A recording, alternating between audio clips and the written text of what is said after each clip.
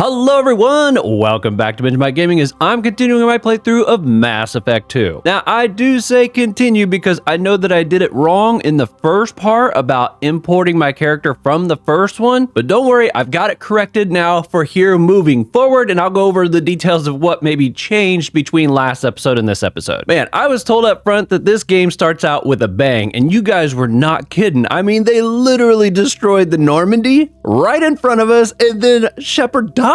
I mean, just straight up died at the beginning of the game. And it doesn't pick up just a few weeks later, a few days later, no, 2 years later. I mean, there is so much that could have changed between the last game and this game only because of the time gap. And I'm excited to get in here and hopefully find out it's been a lot of good stuff, but I got a feeling some of our former crew have probably wandered off on the paths that are gonna be a little hard to bring them back. I gotta say though, the two people that we kind of got as part of our crew right now, this Miranda lady and Jacobs, I like both of them. Miranda's pretty tough. She's not going to take crap from nobody. And then Jacob's just a swell guy. I mean, you almost like trust him right from the beginning, which I really like. But I don't know how much we can trust the elusive man yet. I mean, when you've got a name like the elusive man, can you really put a lot of trust behind that? Even if they did fund the project that brought you back from the dead? Either way, we basically teamed up with Cerberus, at least for now. Not sure how much we can trust them, but we kind of don't really have much of an option because at least they are still under the impression that the Reapers are the main threat, not the Geth. And apparently there's been a lot of human colonies on the outskirts of the galaxy that have been getting just completely wiped out and kidnapped, it sounds like. No bodies left behind, no real destruction. It's just they show up and they find that they're all gone. Now, towards the end of the last video, we did get to see at least a little bit of what might be causing this, and it's a group of people known as the Collectors, and they also have some kind of a weird bug species that flies around. Sounds like they sting the humans. Well, first they find them, then they sting them, and then they can't move or run, and so that's how they can just collect them and then get right off the planet. If by some chance this is your first time finding my channel, welcome. Hope you have a fantastic time. And if you do have a really good time, it sure does help me out if you consider smacking that subscribe button for me. All right, without any delay, let's hop back in here, hop onto the new Normandy, and go find somebody who might have the capabilities of stopping those bugs from neutralizing us as we go try to find the Collectors.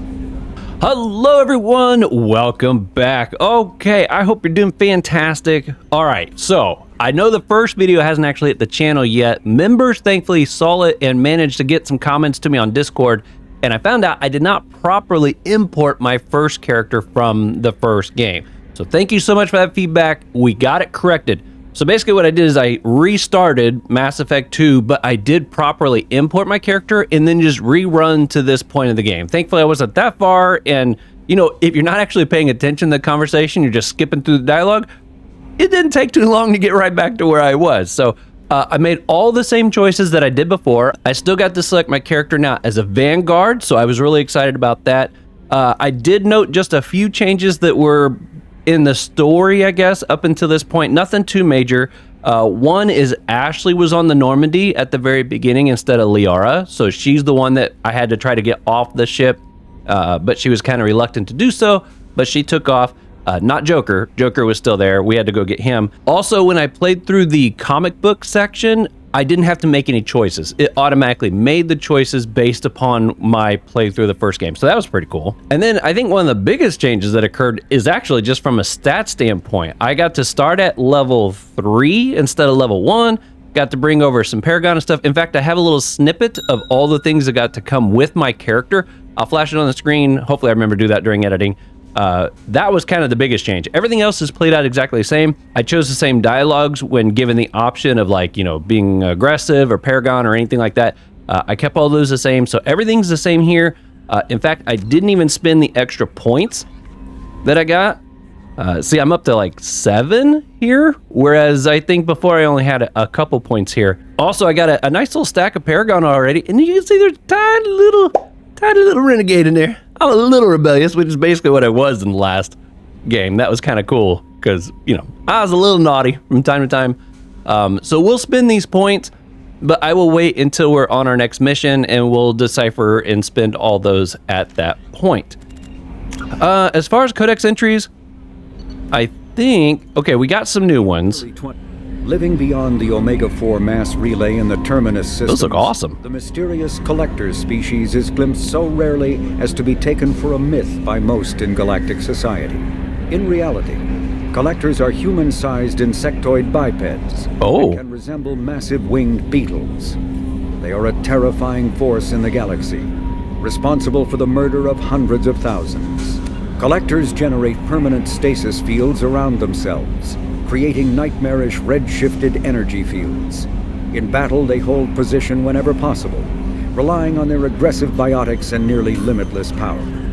Several types of bipedal collectors have been identified, including minions, defenders, zealots, assassins, and artillery operators. Acting together, collectors have imprisoned entire cities in stasis. While no definite forensic accounting exists to explain the fate of those imprisoned, leading speculation is that victims are harvested for scientific experimentation and neurobiological repurposing.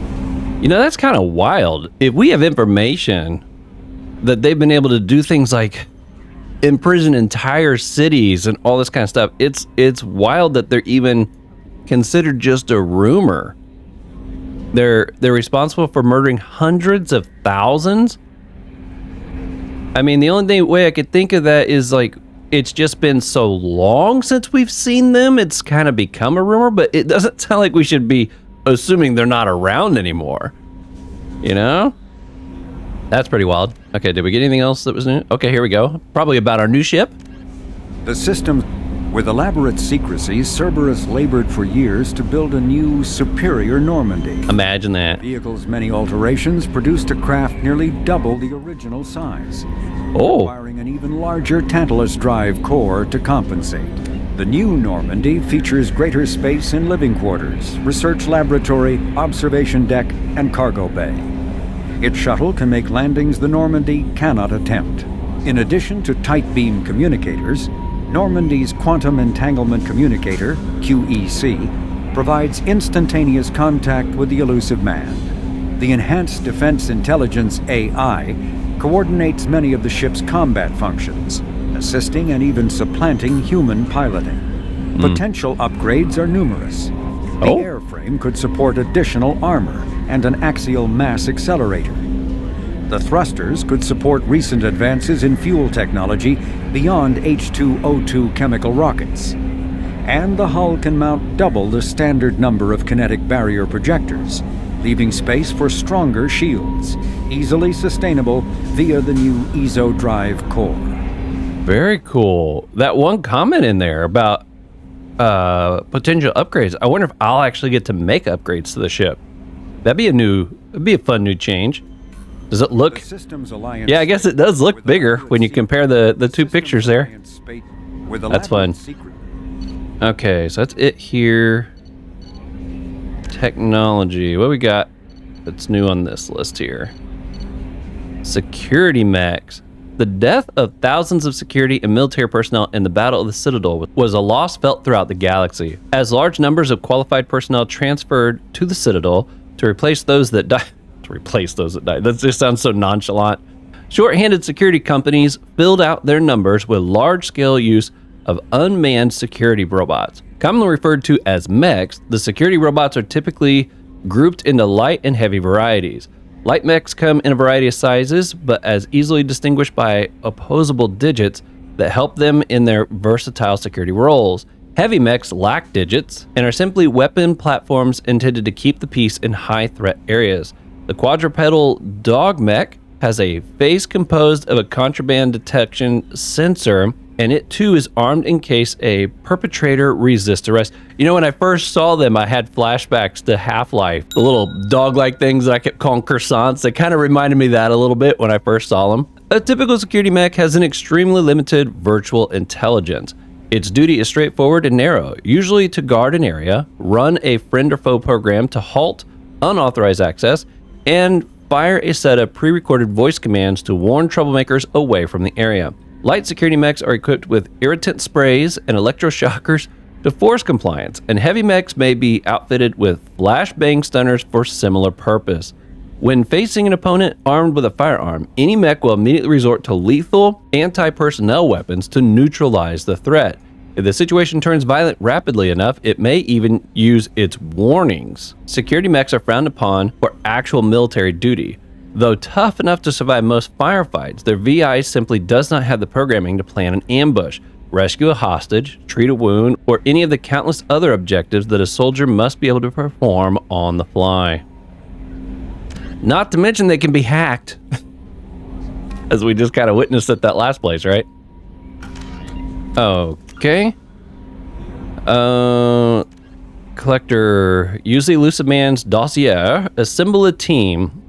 Okay. What we got here? Kasumi got... Oh, that's the character we got to go get.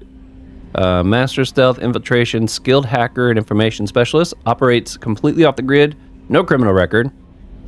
Is that Kasumi? It's not the most famous thief in the galaxy. She's the best. Trained in the art of stealth and infiltration, she has acquired, I like how it puts it in quotes, artifacts and information from all over the galaxy, and yet maintains a completely clean criminal record. She is awaiting rendezvous with Shepard on the Citadel. Oh, so she's already expecting us. In the Zakrel Ward. Oh, I can open that. Okay. Meet Zaid. Travel to Omega and pick up the infamous merchant. Okay. Go to the Citadel. Yeah, I'm wondering what that looks like at the moment. What does it say? Oh, they have different things if I don't open it. Zaid is an expert. So, okay, yeah.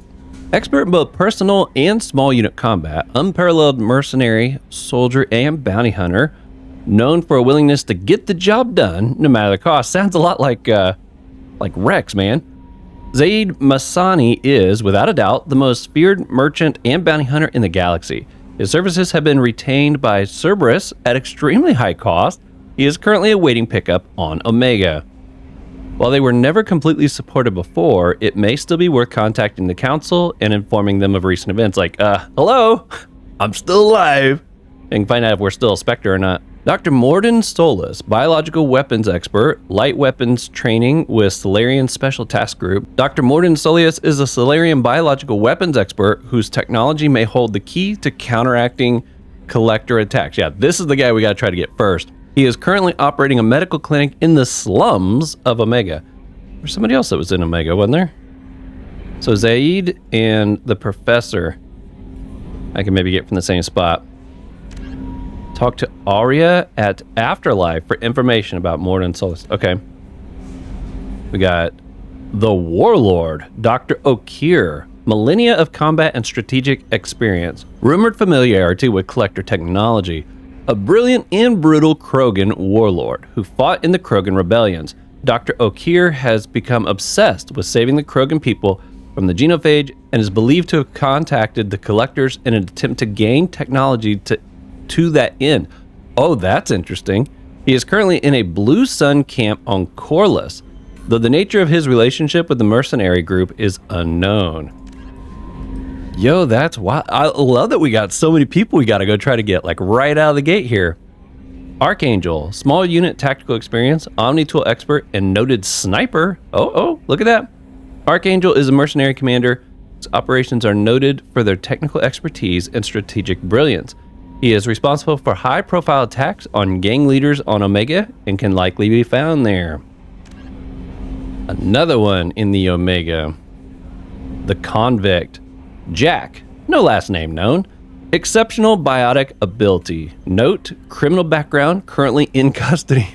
May not be too hard to find. Jack is rumored to be the most powerful human biotic ever encountered. Very little additional data regarding Jack is available, except that the subject has a history of violence and should be approached carefully. Currently, Jack is being held on a Taurian prison ship, Purgatory. Cerberus has negotiated for the prisoner's release. Wow. Very interesting. Okay, we got assignments here. Project Firewalker. Rosaline Lost. Cerberus's Project Firewalker has reported that a survey ship has gone missing near the planet Ziona.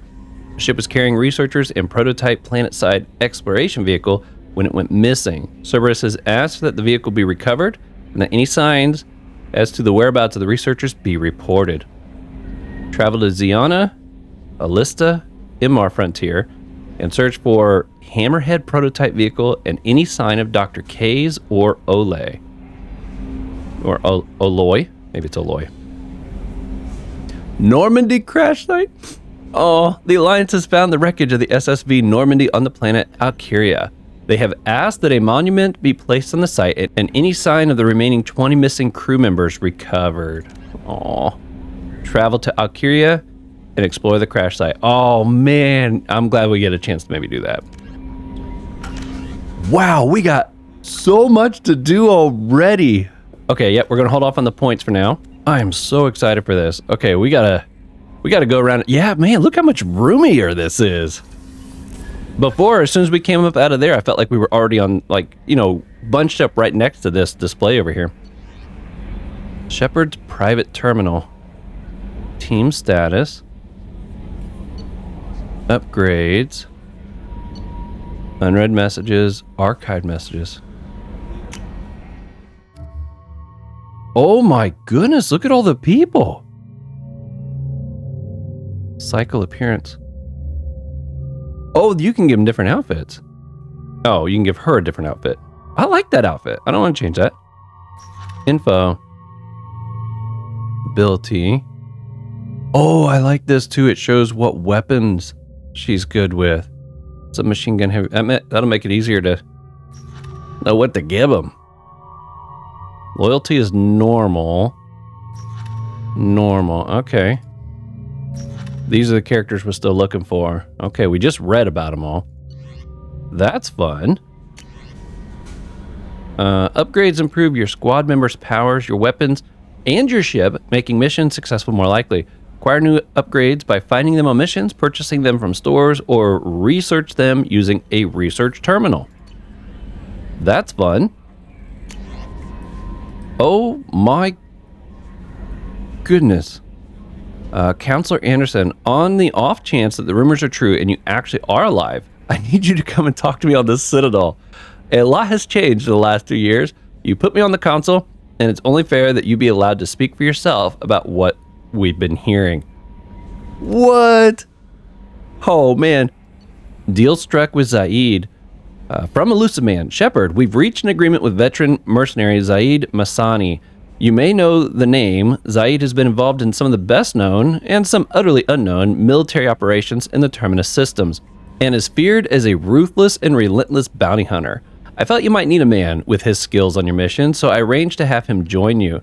You will find him on Omega, where he's wrapping up his current bounty. Don't worry about his fee. I've taken care of that personally. That's so cool. Lost contact with survey ship. Commander, the MSV Rosalie, a survey ship with Cerberus connections, has gone missing. Survey team was field testing a new prototype, the Hammerhead Planetside Exploration rover. In addition, scientists Dr. Manuel Seiss and Dr. Robert Alloy are aboard the MSV Rosalie and conducting research for us. We need you to find the ship, her survey team, and the doctors.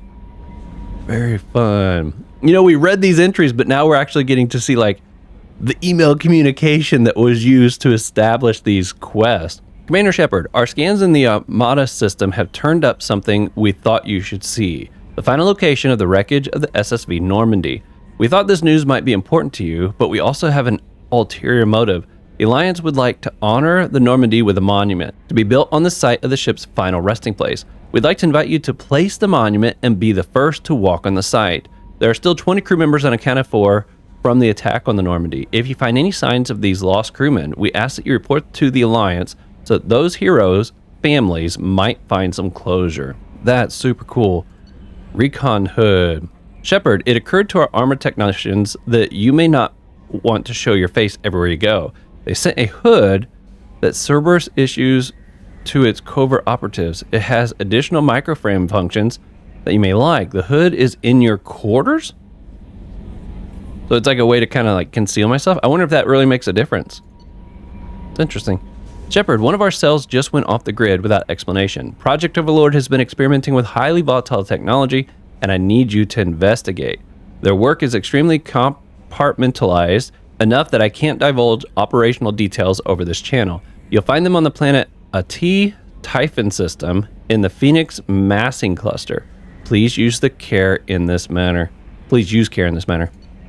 ARC Project. Shepard, we recently had an incident involving the Geth at one of our outposts in Skylian. Verge. Don't worry, I'm not sending you off to chase anything down. Our operatives waged a highly successful battle against a guest scouting party and credited their success to a new advanced electrical attack device that we finally let them take out of the lab.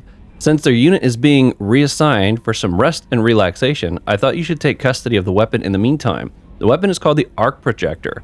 I sent it to the Normandy's armory so you can examine it for yourself and use it if you deem it worthy. It's gone through plenty of tests that indicate it overloads kinetic barriers and synthetic enemies particularly well, but laboratory demonstrations are a poor substitute for actual field reports. We know it works. Now we want to see what it can do in the right hands. If all goes well, we'll use your tactics to train the other operatives.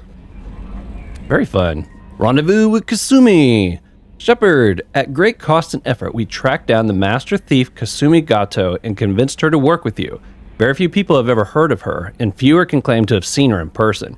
She is unequaled at stealth and infiltration, and her skills will prove invaluable in your mission.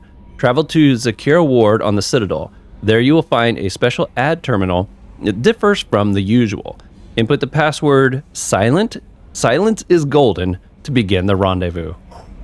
I like that. We gotta put in a secret code and everything.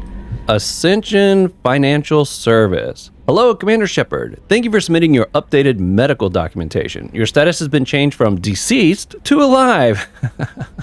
That's nice. After deducting modest administration fees for closing the file, the subsequent change in status, and the reactivation of your account, you have a remaining balance of 100,000 credits. Thank you for banking with Ascension Financial Service. We look forward to working with you. Are you protecting your greatest assets? We will find the best life insurance rates and coverage to fit your needs. Reply for a free quote. That's fantastic. Okay. So these are all red. Marcus Wren. Okay, so yeah, these will move them out of here. Good. And this is probably where they go. Yeah, okay. Awesome. Well, that's fun. There's a lot going on there. Got a lot of scholar stuff here. Travel to Phoenix. Okay, that's just updating all our information. Open the galaxy map. I don't want to do that yet. I feel like that'll be the last thing I do. Yeoman Chambers? I'm Yeoman Kelly Chambers. I've been assigned as your administrative assistant. I'll manage your messages and help you monitor the crew. And I must say, it's such an honor to work under you, Commander Shepard. The pleasure is mine. I'm glad to have you on the team, Miss Chambers. Please, call me Kelly. Sure. Okay, Kelly. Anything else? Let's chat. Do you have a moment to talk? I always have time for you, Commander. Aww. What do you do? What are your responsibilities? I'll keep you notified of any messages or appointments you might have. If any of the crew has important business to discuss, I'll make sure you know. Well, that's kind of cool, so I don't have to just run around and just check everybody. She'll let me know who needs to see me. Is that kind of what that's for? Is that all? Isn't that the type of task better suited for a VI? Yes, but being your yeoman is just my official role. Unofficially, I observe the crew. Everyone knows how risky our mission is. Many of us may not be coming back. That's a lot of pressure. I have a degree in psychology. I'm good at sensing when people are overly taxed. Oh, you're a counselor. You make sure the crew's mental health is sound? Yes. I look for warning signs. I listen. It's not a full-time job, and it's most effective when done informally. That's pretty cool. It's good you're here. We're lucky to have someone with your skills, Kelly. Thank you, Shepard. What else would you like to know? What do you think of Cerberus? This organization has a dark reputation. Do you have any concerns working for them? Not at all. Our methods can be harsh, but Cerberus has noble objectives. We look out for human interests. Advance human technology, save human lives. They're good goals. I mean, yeah,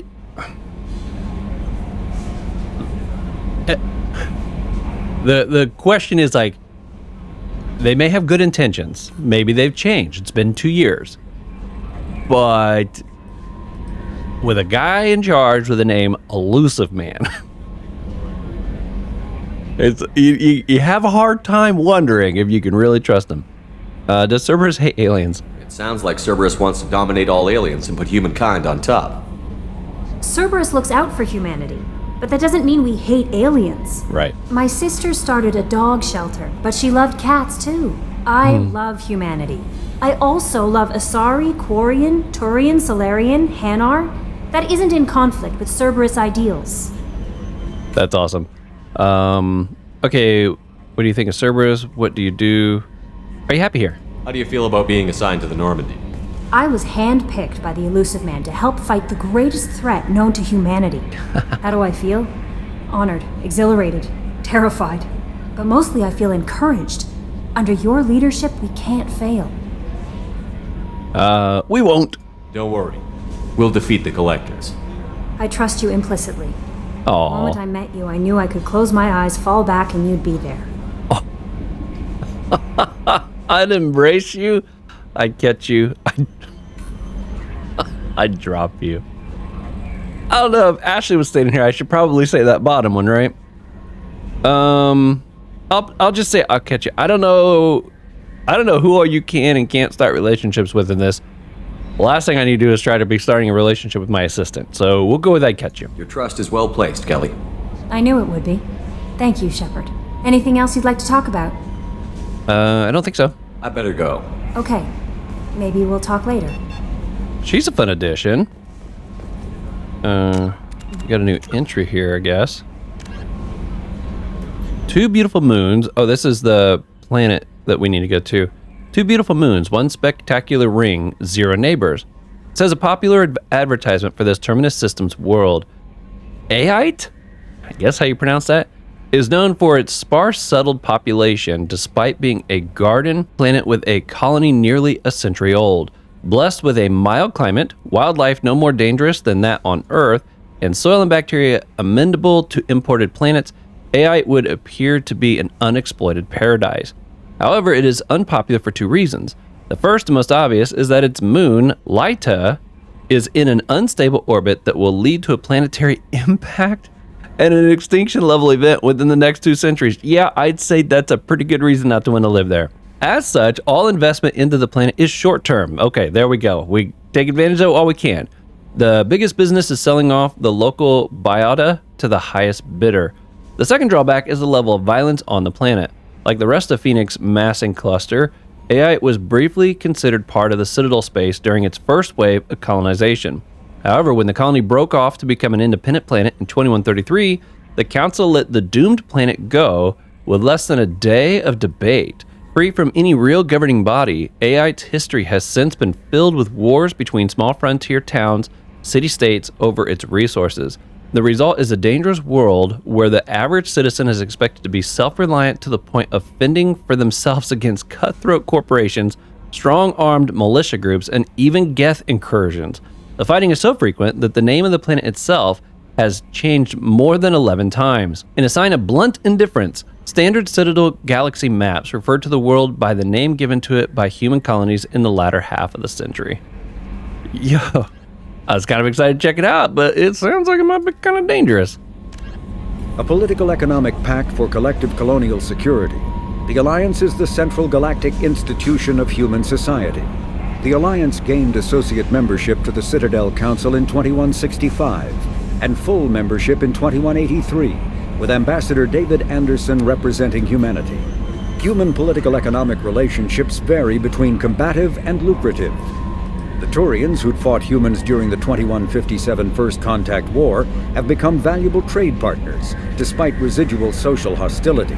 Other relationships are even more complicated. The rapid rise of human political influence on the Council, achieving in decades what others waited or are still waiting centuries to acquire, has galvanized suspicion and resentment against humanity. I bet. That negativity is vastly outweighed by the respect and trust humanity earned by saving the Council during the 2180 attack on the Citadel, at the cost of Alliance cruisers Cairo, Cape Town, Emden, Jakarta, Madrid, Seoul, Shenyang, and Warsaw, and their 2,400 crew. Okay, yeah, I guess that's kind of a big deal. But still, the whole reason I saved the Council is so that they would trust humanity. Apparently it wasn't as well accomplished as I'd hoped. Okay. All right, what else can we find around here? Yo, that looked good. Let's go see if how Joker's doing. Examine the control. This one here.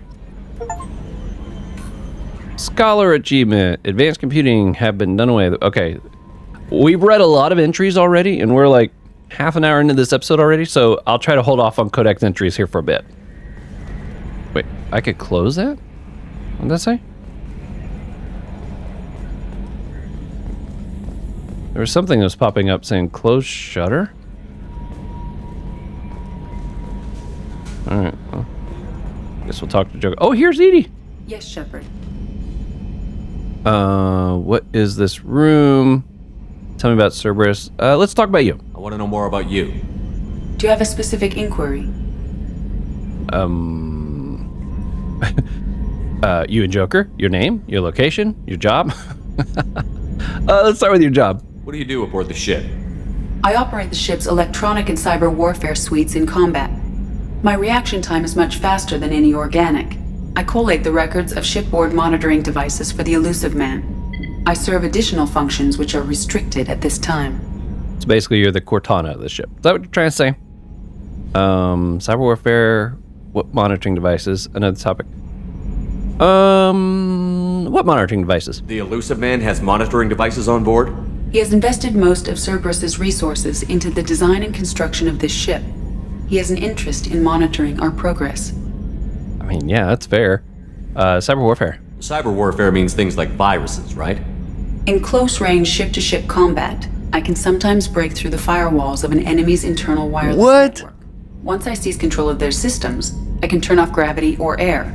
I can disable weapons guidance or shields, or I can put their fusion plant in meltdown. On the defense, I manage Normandy's own suite of jammers, decoys, and internal firewalls. That is impressive. Sounds incredibly useful. Why isn't there someone like that on every warship? An organic operator cannot react quickly enough to changing circumstances or perform the necessary multitasking. This is a role that can only be filled by an artificial intelligence. Unfortunately, we are suspect. Well, it might have something to do with how an AI almost destroyed galactic civilization, just putting it out there. Just putting it out there. I'm glad he chimed in. Yeah, that's crazy. If they could just get like close to the other ship and she's like, okay, I'm in, pew, just shut them down. That's a battle that's over real fast. Additional functions? Restricted functions? Like what? I do not know. Some of my databases are sealed, some of my hardware is kept offline. Uh-oh. I assume that when certain unknown conditions are met, those functions will be released to me. Like we have no captain kind of a thing, maybe? Another topic. Let's discuss something else. Ready. Okay, that was about you, about Cerberus. I want to know more about the people I'm working with. Much of that data is classified. Do you have a specific inquiry? Building the Normandy. How did Cerberus replicate the most advanced warship in the Alliance Navy without anyone knowing? I have a block that prevents me from answering that question. A block? What do you mean? Although I am less controlled than other AI, I am still subject to behavioral blocks and the physical isolation of my hardware. In this case, I am prevented from truthfully answering your question by Cerberus's levels of secret classification. Yeah, we'll probably run into that from time to time. Structure. Oh, wait, resources. What sort of resources does Cerberus have? Money, personnel, facilities? I have a block that prevents me from answering that question. All right. How is Cerberus organized? Aside from the Elusive Man, I don't see much chain of command. Cerberus is organized into task-oriented cells. Each operates in isolation. Members from one cell cannot recognize the members of another. Each cell's agents are led by a single operator. We are called the Lazarus Cell, which is directed by Operator Lawson. Interesting. How many cells are there? That'll be blocked. So how many operations is Cerberus running right now? I have a block that prevents me from answering that question. Told ya. No way we were getting that one. Okay, another top. Yeah, I basically asked that one. Building Normandy. Okay. Let's discuss something else. Ready. What is this room? What's this area of the ship? This is the bridge, where the navigator plots our FTL vectors, and the helmsman maneuvers the ship. Yeah, sitting right here, thanks. That's all for now. Logging you out, Shepard. I like Edie. She's fun. Can you believe this, Commander? It's my baby! Better than new. It fits me like a glove! And leather seats! Military may set the hardware standard, but on a first-gen frigate they could care less if the seats breathe. Civilian sector comfort by design. The Reproduction is not intended to be perfect, Mr. Moreau. Seamless improvements were made. And there's the downside. I liked the Normandy when she was beautiful and quiet. Now she's got this thing I don't want to talk about. It's like ship cancer. Aww. This ship is just a copy. We can trust them for now. This is too good to be true. It probably is, but until I begin to see signs otherwise, I'm gonna trust them. I'm either committed or I'm not, right? It's not the same, Joker. There's nothing here that was even part of the real Normandy. Except for us. There's us. I have to take what I can get. The last 2 years sucked. You'll see. Even if an AI is spying on us, no way they'll invest this much just to screw us over. It'll be better than the old days. I hope so. I died. Yeah, you were such a downer. Yeah, can't get much worse than that, except for die again, maybe. That's hilarious. All right. 80, we have a green light on that switchover? That's so fun. He's actually in there chatting with her, too. See how convenient that was? Being able to just ask and not have to check it yourself? She's like the co-pilot. Private terminal. Okay, we already been through that. All right. We got in here. Yo, check this place out. Weapons locker. What's this area of the ship?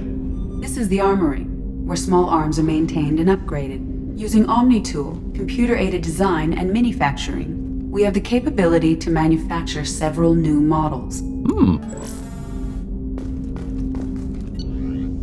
Yo. Okay. Okay, here. I think the katana shotgun is the one I'm using right now. 2 options. Okay. Oh, that's an arc projector.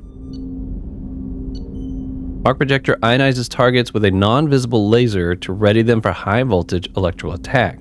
As the lightning-like bolt hits its first target, a sophisticated auto-targeting system paints succeeding targets with an ionization laser, allowing the electricity to take the path of least resistance and arc between them. Ooh, an entire enemy strike team can be shocked to death with a few pulls of the trigger. Well, let's check it out. Why not? Alright, nothing I can do here, it looks like. I got here for Jacob. Nothing. Miranda? Nothing. Okay, we'll have to keep an eye on that for sure. Oh, look. My gun's on the shelf because I'm not using that one, I guess. Oh, hello. We got Jake up here. Talk to him in a minute. Look at all these. Yeah, that's awesome. What? Is that Edie? Is that her? That's her big brain, maybe? What's up, Jacob? Commander, there hasn't been time to really settle in and take stock. I want to say that working with you is a great opportunity to do something that matters. It's a privilege to serve on the Normandy, Commander. It's a risky assignment. Bringing you wasn't my choice. Oh, you could be such a jerk. Obviously. You may change your tune if we end up like the original Normandy. Maybe. As long as the elusive man walks his talk, and you do the same, I'll do my best to make sure we succeed. That's been the condition for my service so far. I have issues with certain actions Cerberus has taken in the past. Oh, actions? What has Cerberus done to make you nervous? A lot. They've been called terrorists, and with good reason. Doubt you can find a more checkered past. But if the collector threat is real, and we do something about it, Cerberus will be remembered differently. Or we'll all be tried and executed. Can't count on people thinking about it as hard as I have. I like Jacob. He is a neat character. This is what I'm nervous about. If all the characters in this one are as awesome as Miranda and Jacob, it's going to be hard to pick my crew, like on my excursions and stuff. I assume I can still only take 2. But yeah, it's going to be super hard to choose. Man. Okay. Glad to have you aboard. I appreciate your honesty. Do your job, nothing more. Glad to have you. I look forward to working with you, Mr. Taylor. Likewise, Commander. Let me know if you need anything. He's so cool. All right. Got a little more Paragon there. So can I just cut straight across and not have to... Tech lab. I can't get in there, huh? Scientist is required to use the technical laboratory. Look here. Briefing room. Oh, this will be like our post-mission room that we go to? What's this area of the ship? This is the FTL communications room. In addition to interfacing with the FTL comm network, Normandy is fitted with a quantum entanglement communicator linked to the Elusive Man's office. This allows lag-free communication even when you operate off the comm grid. Wow. Quantum what? Goodbye. It sounds useful. Why aren't these used everywhere? Each quantum pair costs nearly as much as a comm relay, and can pass only one quantum bit of data at a time. In addition to the cost and bandwidth issues, the system is strictly point-to-point. To contact 100 different worlds, we would need to manufacture and install 100 entangled pairs. One link to each world. That makes sense. Wow, that's crazy. Man, this guy has limitless resources, it sounds like. How? How does he have just so much money and resources that it just does not matter? That's wild to even think about. Okay, I'm not going to ask this. I don't know if this would give me kind of a bad feedback thing, but we kind of know what the quantum thing is about. That's all for now. Logging you out, Shepard. I love that she can pop up anywhere in the ship. It's very convenient.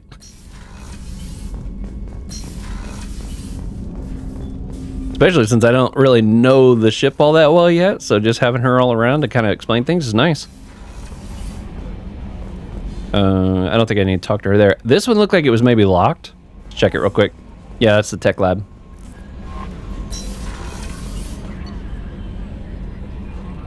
Four levels? Oh my goodness. So this is the level we were on. Number 2 right here. Oh, look, it lists who's on those levels. Oh, that's fantastic. Let's go to my quarters first. I need to change my casual outfit. That's one thing I did not do when I was kind of blazing through the start of the game again. I didn't get to change my casuals so that I feel casual. What's this area of the ship? This is the commanding officer's quarters. It's larger than the quarters of other warships I've served on. This is a Cerberus vessel, not an Alliance warship. Accommodations have been made for personal taste. That said, this space is directly under the exterior pressure hull. The fitting yard workers called it the loft. Yo! Oh, if I could find fish to put in here, that would be so amazing. Okay, private terminal, we'll come back to that. Yeah, here we go. I remember reading in one of our codex entries, it said that you could customize casual appearance. I gotta get back to my... Yeah. Now we feel better. Armor. I'd change this a little bit. Color, I think I... Yeah, I think I did like a red. Pattern... I don't think I changed that one. I did have another one that I'd changed a little bit. Yeah, we'll go with the blue there. Yeah, I like the dark gray. As far as material goes, there's not really a huge difference. I'll leave that where it's at. Okay, I think that's about all I changed on that. Sound, select a music.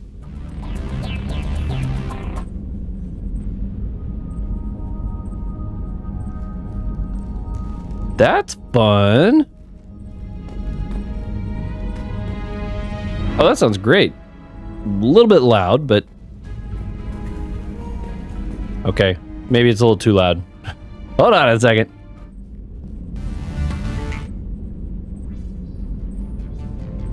Was kind of looking for something just peaceful.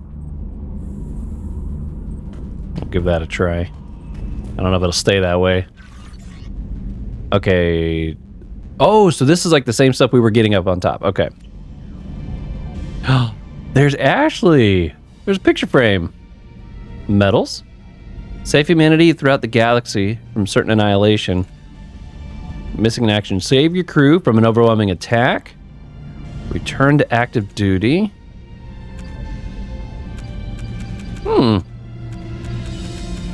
Oh. There's a ton of these. Perform 30 headshots. We got that one. What's it? Make 20 enemies scream as they fall or are set on fire? What? Wow, there's a ton of these.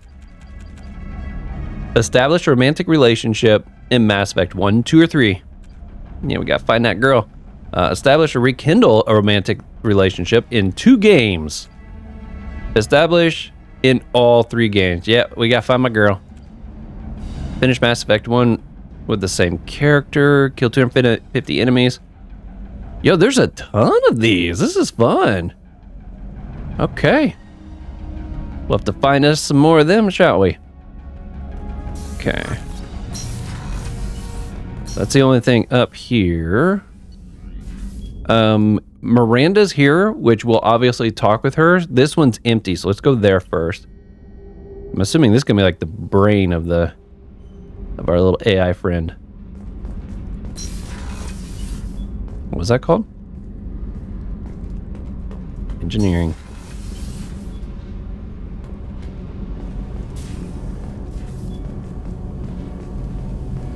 Yeah, look at this. We can actually come down here. Hi, Edie. How you doing? What's this area of the ship? This is main engineering, which contains the ship's main fusion plant and Mass Effect core. Oh, that's it. You came all the way down here to see us? You're speaking to our commanding officer. Hello. I'm touring the ship, getting to know my crew. I'm Engineer Ken Donnelly, handling the power control systems. This is Gabby. That's Engineer Gabriella Daniels, actually. I'm responsible for the propulsion systems. What can we do for you, Commander? Need anything? Are you set up okay down here? We can't complain. I just wish it didn't take so long to calibrate the FBA arrays. Kenneth, you're complaining. What's the issue? What kind of problems are you having? When they upgraded the Normandy design, they got a bit sloppy with the FBA couplings. I won't bore you with the tech, but there is an array of attenuators in the primary power transfer system that channels the field bleed. Kenneth, you're boring the commander with tech. In short, if we had T6 FBA couplings installed, it'd save us a lot of maintenance time each day. Why don't we have them? Why isn't something like that already installed? It's probably just a design oversight. Efficiency isn't affected, it's a maintenance issue. Also, the T6 model can be hard to find. Nash and Stellar Dynamics discontinued them. We could probably find used ones in the Omega markets, but we have no time for shore leave. I'll look for them, assuming I can. How about your training? Where did you receive your training? Both Gabby and I started in the Alliance, serving on the SSV Perugia. Oh. She flew in the first wave at the Battle of the Citadel. We saw Sovereign firsthand. Oh, but you left the Alliance? Why did you leave the Perugia? After you died, Anderson lost political clout. The Council backslid on the Reaper menace. They discounted Sovereign as an isolated threat, as a single... Which was bullshit. They said your warnings of a greater danger were mistaken or delusional. We lost respect for Alliance leadership. We need to fight the real enemy, and only Cerberus seem to be doing that. My goodness. Go up there, and I'm gonna get there. First thing I'm gonna do is go and slap everybody on the council. Ken joining Cerberus, Gabby joining Cerberus, feelings of Cerberus. Yeah, we'll start with Ken. How did you wind up with Cerberus, Ken? Once you were gone, the Alliance brass descended like vultures, tearing apart everything you'd said. I was very public with my defense for you. I didn't hold back. That's an understatement. If Kenneth wasn't such a talented engineer, they'd have court-martialed him for insubordination. But it got me noticed by the elusive man. He made an offer, and here I am. That's great. How about you, Gabby? So why did you join, Gabby? Kenneth and I have been partners in crime since we graduated from Tech Academy. When he got the Cerberus offer, I insisted that it include me. They'd fall apart without me. Thanks, Mum. Also, I love engines, and the Normandy is state-of-the-art. When I got the opportunity to work on her, I had to jump. That's awesome. Feelings. What do you think about Cerberus? Actually, we don't know much about the organization other than the Normandy team. We know our mission and who's in charge. We're off to kick the collectors right in their daddy bags. That's enough for me. Daddy bags. I've never heard it phrased like that before. But that's fantastic. That's going to be the motto for the playthrough. We're kicking the collectors in the daddy bags. Okay. I love the fact that it's like we got all this dialogue with what you would assume are just like random characters on your ship. Carry on. That is so cool. They're fantastic. It's like I love them already. If the engine room ever got in danger and I had to maybe sacrifice one of these guys, I would hate that. I don't want anybody to die. Shepard came down to see us. I told you he would. That's so awesome. Where'd this go? Port cargo, that's closed. Monitoring station. Ooh. Drop shuttle. There's so much. Okay, elevator. I think there was one more. Yeah, we can go downstairs here. This ship is huge. I think they did say it was like twice as big, right? It is living up to the reputation. Oh, is this gonna be locked? Did I find a back way into the, Oh. That's them. That's it. Oh, okay. I must walk right past those stairs. Didn't even notice them at first. What's over here? Wow. It's like, as I explore this and I see all the work put into it, makes me wonder, it's like, okay, obviously there's going to be some kind of a story bit take place here, right? What's that story bit going to be? What mission or side mission do I got to find to where that little piece of the ship is something that we'll spend a little time in, you know? I can tell you guys already, this is going to be a long playthrough because I'm going to be tracking down all the missions I can. Just be warned. All right, crew quarters. This is where Miranda's hanging out at the moment, huh? So we got life support, crew quarters. What's around here? Medical. Yo, there's the sleeping pods. This place is huge. Come on, Rupert. I'm sorry, Princess. Filet mignon and caviar coming right up. Let me just get out my doilies. That'd be real nice, Mr. Gardner. Oh, it's fantastic. Oh, this is where Caden used to hang out on ours. Commander Shepard, the hero of the Citadel. You did humanity proud that day. Miss Sergeant Rupert Gardner here. How can I be of service? Do you need anything? You have everything you need. I make do. But have you ever tried to prepare a decent meal with military provisions? I'm good, but I'm no miracle worker. Taking down the collectors is going to be rough business. The crew deserves a few fine meals before they throw themselves into the fire. I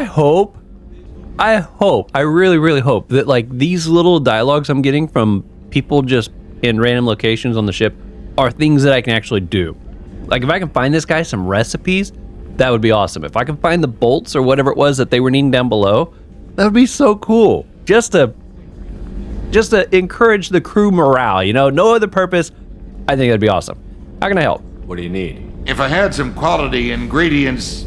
Oh, shit. You've got more to worry about than grocery shopping on the Citadel. Forget I mentioned it. Give me the list. If I head that way, I'll keep an eye out. Much appreciated. Most of this list is probably standard fare for those namby-pambies on the Citadel. Anything else you'd like to talk about? Let's see here. Responsibilities. What do you do here on the Normandy? What don't I do? Most think of me as the ship's cook, but I'm also the facilities technician and custodian. Oh. HVAC, plumbing, non-mission critical electrical. I make sure they're all clean and running. That's impressive. Janitor and cook. Ooh. I mean, that's not going to be taken in a mean way, is it? So the man cleaning the toilets is also preparing the meals. I wash my hands. Most of the time. This ain't no luxury liner. You have to pull your own weight in a Cerberus vessel, and I catch what falls through the cracks. Oh. Through the cracks. That's the best. Oh my gosh, I love these people. Okay, thoughts on Cerberus? How do you feel about working for Cerberus? Damn proud. Cerberus gets the job done. The Alliance and Council have got their heads buried so deep up their butt puckers they can't see squat. It'll take good old human ingenuity to crush these collector vermin. Only Cerberus knows that. That's awesome. Joining? How did you find your way into Cerberus? Can you believe I was once a family man, working the EZO rigs along the frontier? I was happy enough, but losing everything to Batarian raiders can change your outlook. I needed to make a difference. I'm no soldier, but I've got skills, and Cerberus keeps an eye out for talent. I'll do whatever it takes to help, be that plumbing a sewer, routing an air duct, or keeping everyone's bellies full. Dude, you're fantastic. I won't take any more of your time. Back to work. That's fantastic. We got the sleeping pod. Anybody napping? Nobody's napping. Main battery. The gunnery officer is required to access the gunnery control station. Good to know, good to know. Look at this, we actually have windows into the medical lab. That's a nice change. AI core. Must be on the inside.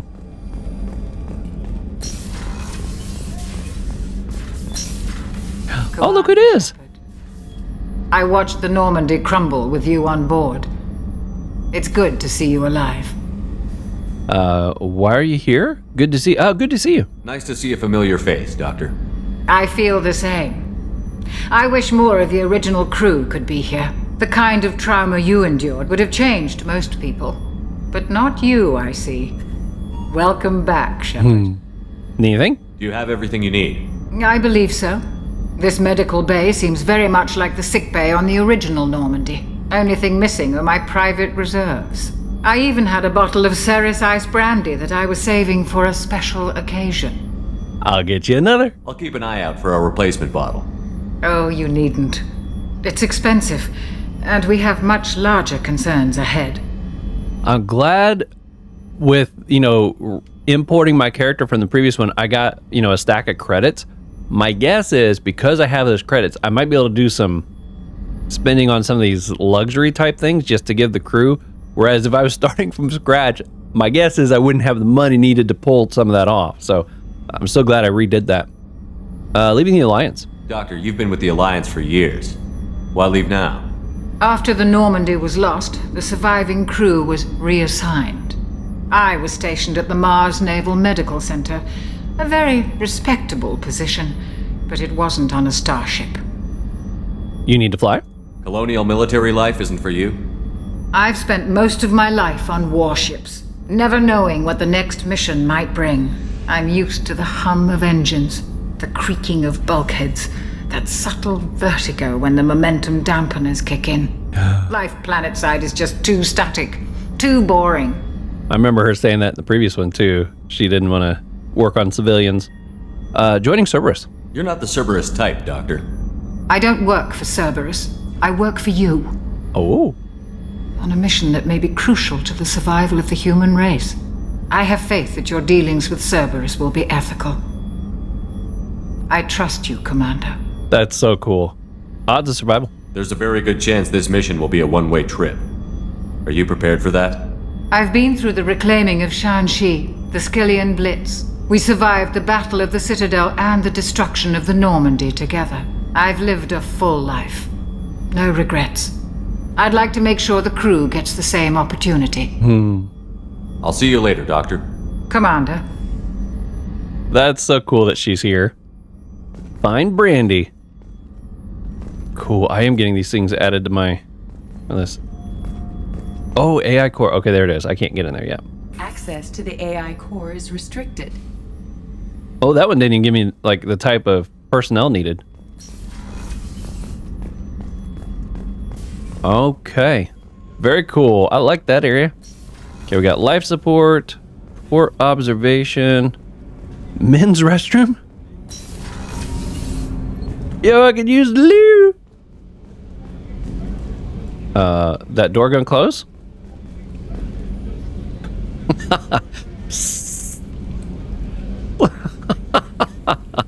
Yo, Edie, close the door. Ain't nobody wanting to see that. That's hilarious. I feel like this is gonna get me in trouble, but I at least gotta... Shepard, the men's restroom is on the port side of the ship. Just looking. Crew's quarters. I'm assuming Miranda's in here somewhere. She's a cutie. How old? She'll be a year old next month. Oh, you'll miss her first birthday. Well, my family lives in New Canton. Oh, that colony's on the edge of the frontier. Could be vulnerable to collector attack, couldn't it? Exactly. It's most important that she have a first birthday. That's why I'm here. Very cool.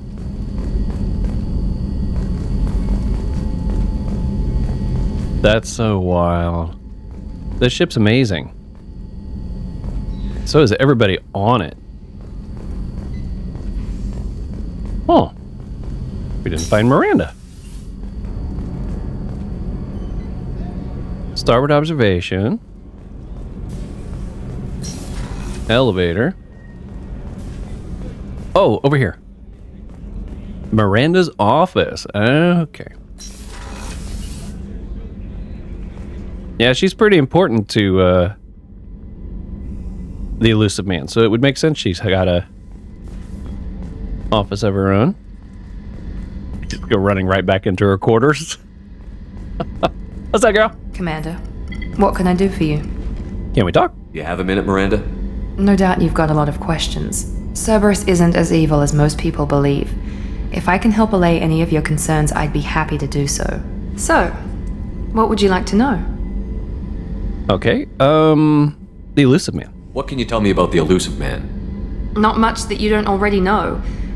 Even I don't have access to most of his background. And you've seen more of him than most ever do. It's rare for him to become directly involved in missions, but you're something special. Whatever else people might say about him, I can assure you he's got humanity's best interests at heart. That includes you and me. Very cool. What makes you think so? How can you be sure of that if you know so little about him? I didn't get to where I am without knowing how to gauge people's motives and ambitions. Even from brief encounters. He's no saint, and he'd be the first to admit it. But he is committed. Humanity couldn't have a better advocate. Yeah, he seems pretty legit so far to me. Obviously, he's hiding information, but I don't have any reason to think he's got ill intentions yet. Cerberus resources. What kind of resources does Cerberus have? We're very well funded, though I doubt anyone other than the elusive man knows exactly how well.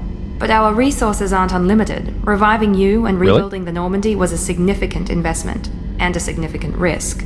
We're all hoping you can do the impossible, Shepard. No pressure.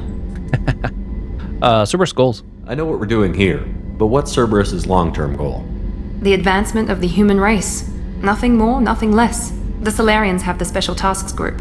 The Asari have their legendary commandos for stealth and recon operations. Cerberus is humanity's answer to those organizations. Oh, that makes sense. Who's in charge? But those organizations are regulated by governments. Who keeps Cerberus in check? Nobody. We're privately funded, and our backers trust the elusive man to make the right decisions. But he's very clear about our goals. Protect humanity and serve its advancement. Yeah, that's definitely the part that makes it a little scary. It's like, he doesn't sound like he has to answer to anybody. And his backers? It's a very broad statement. His backers could be just himself. He doesn't really even have any backers. Who knows? Okay, what is Cerberus? Are you military or political?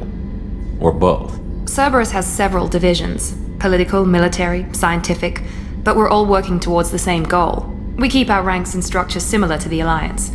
A lot of our recruits started there, but not all Cerberus operations use the same protocols. We try not to get bogged down in bureaucracy or formality. How about you? Tell me about yourself, Miranda. Oh, I guess that's fair. I've spent the last 2 years learning everything there is to know about you. Well, you should probably know that I've had extensive genetic modification. Not my decision, but I make the most of it. It's one of the reasons the elusive man handpicked me. I'm very good at just about anything I choose to do. So, well, I guess her suit covers pretty much everything, so I don't know what she's been modified. You're genetically modified? What level of genetic modification are we talking about? That's very thorough. Physically, I'm superior in many ways. I heal quickly, and I'll likely live half again as long as the average human. My biotic abilities are also very advanced. for a human. Add to that some of the best training and education money can buy, and, well, it's pretty impressive, really. So you're perfect? Sounds like you were designed to be perfect.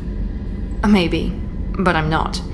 I'm still human, Shepard. I make mistakes like everyone else. And when I do, the consequences are severe. Everyone expects a lot from someone with my abilities. I don't know if I should ask if you're cocky. I mean, it could definitely sound that way, but she's just confident, I feel like. So I'm not going to do this. I don't know if that'll cause bad conversation. So we'll go with it. Thanks for the information, Miranda. I'll talk to you later. Of course, Commander. Whatever you need. That's so cool. Yeah, she's super confident. She's felt like that from the moment we met her. I love that you can see the space right out there and everything. This is so amazing. Look, I've almost spent this entire episode on the ship. Haven't even looked at the map yet. I feel like I've kind of explored it all now. Let's go back up top. Combat, I think that's where I need to go. Okay, and then let's take a look here. I imagine we got some new information. There's something underneath the ships here. The Systems Alliance UT-47 drop shuttle landing craft holds 12 soldiers in a cramped, uncomfortable cargo bay and 2 more in the cockpit. Officially named the Kodiak, the drop shuttle is better known to Alliance Marines as the Combat Cockroach due to its appearance and durability. The vehicle's robust environmental sealant technology exposes few vulnerable parts to the elements. First tested in the sulfuric acid clouds and extreme temperatures of Venus, the Kodiak can land in hard vacuum, high pressure, and temperatures from near absolute zero to over 900 degrees Celsius. Dang. A true contragravitic vehicle, the Kodiak's substantial Element Zero core allows flight by entirely countering the vehicle's mass. Its small thrusters are for directional control only. So if the mass effect field fails, the vehicle becomes a proverbial 3 million credit coffin. Ooh. The unarmed shuttle forgoes weaponry space for active masking, electronic countermeasures, and a robust kinetic barrier system, ideal for dropping troops undetected. Yo, that is impressive. Okay, looks like we might have 2 here. That's not too bad. We'll go ahead and read those. Pursue tactics. Dependent on light, sensors cannot detect objects moving at faster than light speeds. No ship can be detected at interstellar ranges. Detection at interplanetary ranges suffers from light speed lag. Observers see ships not where they appear to be, but where they were when the light bearing their image left them minutes, hours, or days before. That's such a wild thing to even think about. To counteract light speed lag, battle fleets surround themselves with spheres of screening and scouting frigates. Pursuers cannot detect ships and directly intercept them.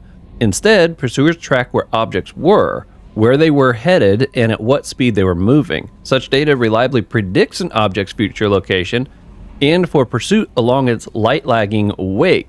Ships trying to evade pursuit follow erratic zigzag courses, requiring pursuers to make stops to update their projections. Yeah, you would have to zigzag, because if you just blast off in a straight line, they saw where you were starting and your speed and everything, they might be able to figure out where you're going to pop out.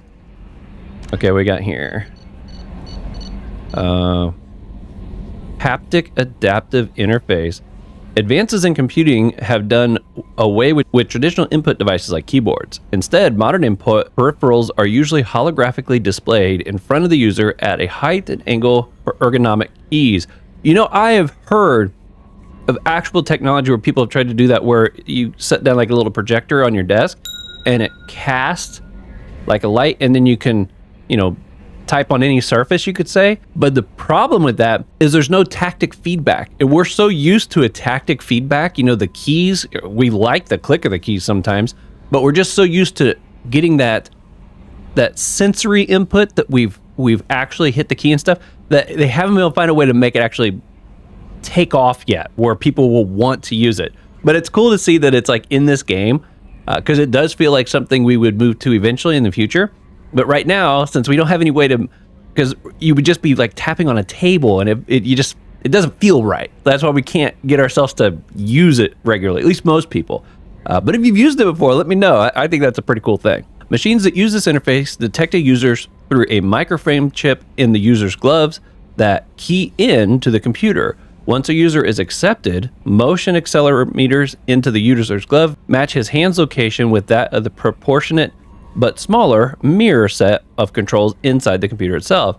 As the user presses against the holographic field, force feedback, there we go, that's what we need, in the glove kicks in, giving a slight resistance. Oh, that's so cool. A person then feels his way through using a touchscreen that isn't actually there. A simple toggle switch on the back of the hands allow the gloves to be turned off when not in use. Haptic interfaces have become so common that some individuals undergo cybernetic enhancement surgery to have the accelerometers implanted in their fingertips. Going bearskin is the sign of a committed computer user. We know going bearskin. That is so crazy. Who no longer has to fuss with putting on gloves and cleaning them with alcoholic wipes to get rid of the clammy hand smell. That is just absolutely fantastic. I love the codex entries. I feel like anyone that plays this game without reading all the codex stuff are missing so much of the game. Commander, you've received a new message at your private terminal. Oh. Let's take a look at that. Wow, that was real nice. Unread. Wait. Oh, I guess it says private terminal right here. Guess I gotta go to the one in my room. So try and tell me. Wait, let's talk to her first. Maybe she tells me more. How may I help you, Commander?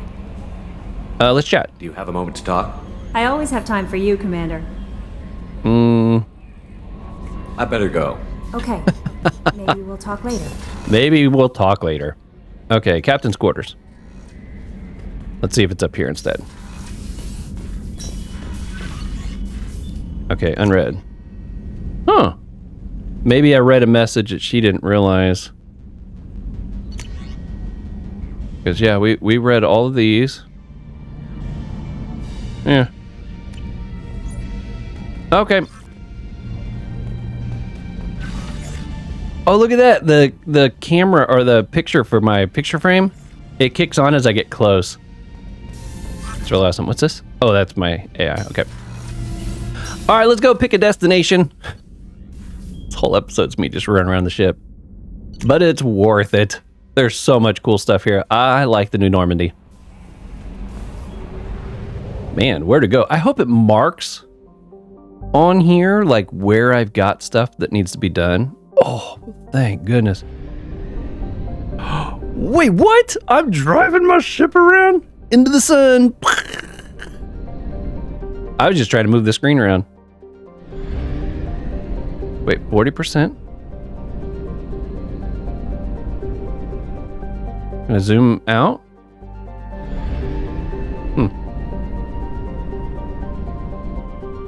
Now, I wonder also, explore Normandy crash. Caravaramori? Mass relay. That might be a way to get to the Citadel. Omega 4 relay. This new look is impressive.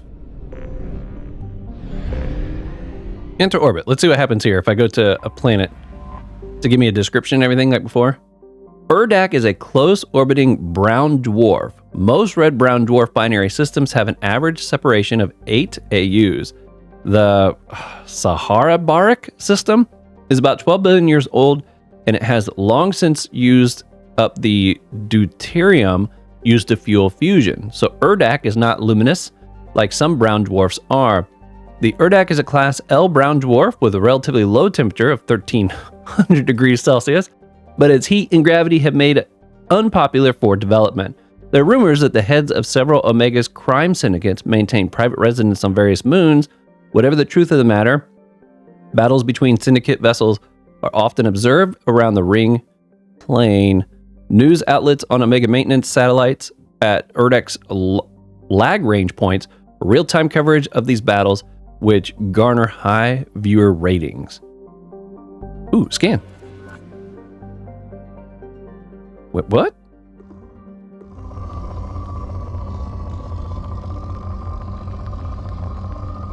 What is this? Scanning range results are moderate. I could launch a probe?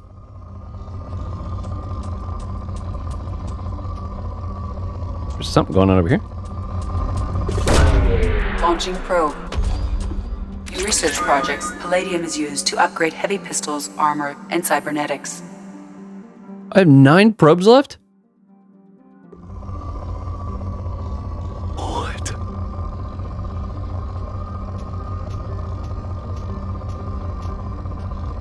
What is this?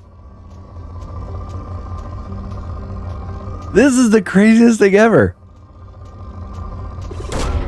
Probe launched. What? Oh, hello. Probe launched. In research projects, iridium is used to upgrade heavy weapons, submachine guns, and assault rifles. This is so cool. So should I put all 9 probes on this one planet, or is that like all I have to work with? Probe launched. I wonder if they'll buy more. Okay. Ooh, right there. Launching probe. I hope I'm not making some mistake right now doing all this. Okay, I'll hold off. That is super cool. Wow. Now if I go start scanner. Okay, it does save them on there. Okay. That's amazing. How do I go back? There we go. Okay, well, what else can we... Can't drive into the sun, right? Okay, there we go. What's this thing here? Enter orbit.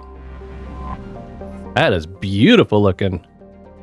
Okay, a standard methane ammonia gas giant, Emoracan, is the main source of helium-3 fuel for the ships coming to or from Omega. Most of its fueling stations are run by criminal cartel, who engage in cutthroat, sometimes literally, pricing wars. Emoracan is also widely known for its layover station, where pirates in a hurry can find fuel, ammunition, intoxicants, gambling, and sexual companions for an hour. Ooh, I have 5 probes left.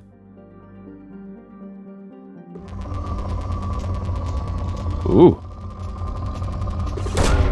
Probe launched. I sure hope this is not a bad idea. Launching them all already. I haven't found anything for Element 0 though yet. See if we can find a spot in here.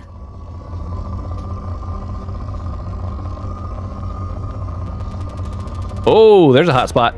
Probe launched. In research projects, platinum is used to upgrade sniper rifles, shotguns, and medical equipment. Sounds like I'm gonna be able to make some upgrades if I wanted to. Ooh. Right there. Probe away. Okay, I got 2 probes left. I should probably back out of here. This is so awesome. Okay, what's this out here? Farthar? We do not have enough fuel to travel any significant distance. Oh, that's if I wanted to take off in the direction of one of those things. Okay, I see. Okay, I'm assuming there's at least one planet still I haven't come across. I'm at 80%. Might be, no, not the mass relay. Maybe this? Fuel depot. Buy fuel, buy oh, how much does a probe cost? It didn't tell me the price. Hope I didn't just spend a crazy ton of money trying to buy one. Fuel.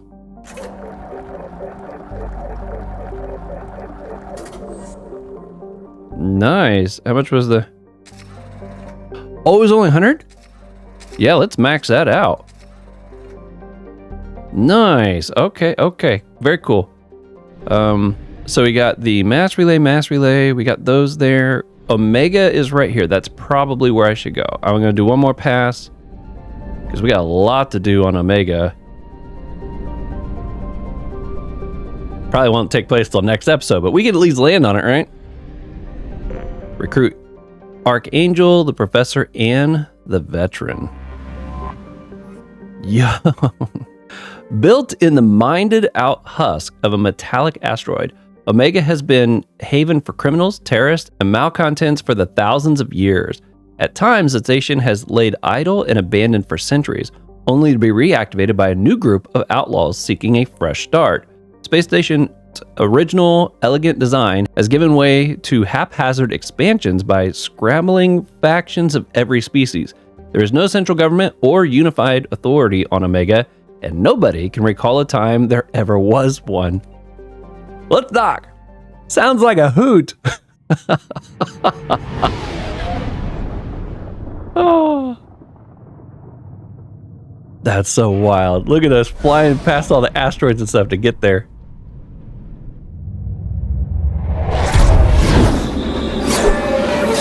This game is amazing. Okay, we're going to add you, obviously. And you, because we don't really have a lot of choice here.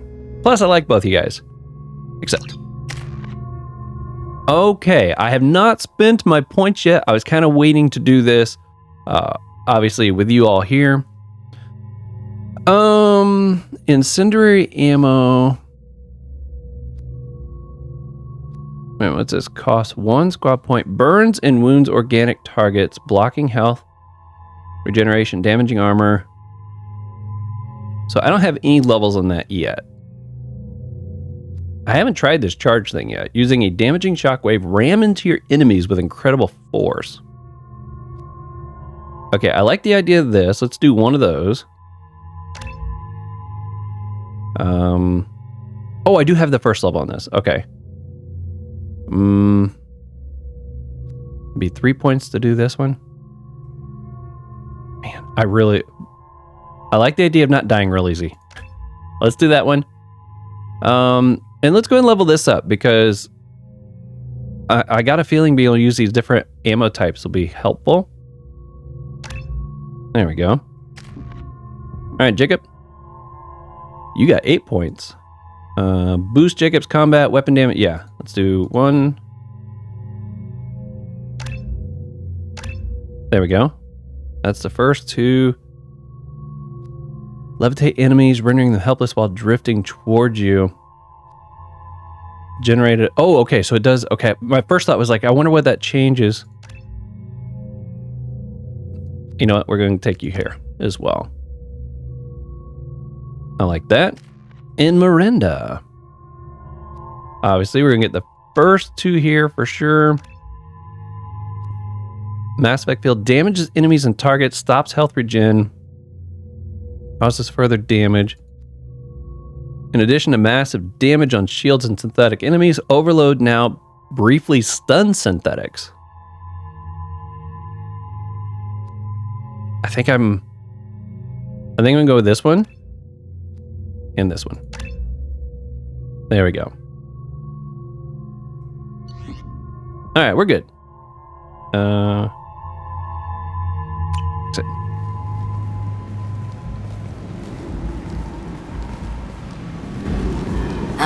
Welcome to Omega. You're new here, aren't you? I can always tell. Allow me to... Oh, hello, Mocklin. I was just... Leave, Fargate, now. Oh, of course, Mocklin. Whatever she wants. Blasted scavengers. Welcome to Omega, Shepard. You know who I am? Of course. We had you tagged the moment you entered the Terminus systems. You're not as subtle as you think. Aria wants to know what brings a dead Spectre to Omega. I suggest you go to Afterlife now and present yourself. Relax. Cut the attitude. I'm not here to cause problems for Omega. Things explode around you, Shepard. You can't blame Aria for keeping an eye on you. Afterlife, now. I'm receiving quarantine warnings about the slums where Dr. Morton Solus runs the clinic. Anticipate resistance at the transport station. I have also accessed messages between mercenary groups regarding plans to deal with the Archangel. There's a recruiting station at Afterlife that may have information on him. Oh, show map. Yo, this is great. Shuttle quarantine zone. Look, can I zoom in and out? Move it around? Okay. This is fantastic. So the $sign, I'm assuming, means like shops. I can maybe buy stuff. Lower Afterlife, Afterlife VIP. That's who we need to go talk to. Merc Recruit, Upper Afterlife. Love it. Absolutely love it. Oh my goodness. There hasn't been a thing yet about this game that I felt like was a downgrade from Mass Effect 1, which is impressive. Take a look out that window. Yo, you can see the ship. Oh, that's fantastic. All right, y'all. Well, I know most of this episode, I think this actually even happened on Mass Effect 1. I think the second episode or third episode, or whenever it was we actually first got on the Normandy, I think I spent like most of that episode on the ship just exploring it. And man, it sure happened again. This game is so phenomenal. I love all the characters, both the main characters and what seemed to be just like kind of, I don't call them like lesser characters, but they're more like sub characters, side characters. I don't know what you would call them, but just more normal people on the ship itself. They've done a great job of making it to where you like get to know them a little bit and you all of a sudden care about them. And man, I'm super nervous about how hard it's going to be to choose who I take on missions, just because I'm going to like these characters so much. These two already, Miranda and Jacob, man, they're fantastic. But I guess as we start recruiting, I'll find out who are my favorites and who's going on the missions with me. I'm sure that it also might determine like what the mission might be, will have some influence on who I want to take based upon their abilities and stuff. But you can't help but start to fall in love with like your favorites. Well, that's going to be it for this one. Until next time, continue to be safe out there. I will see you on that next one.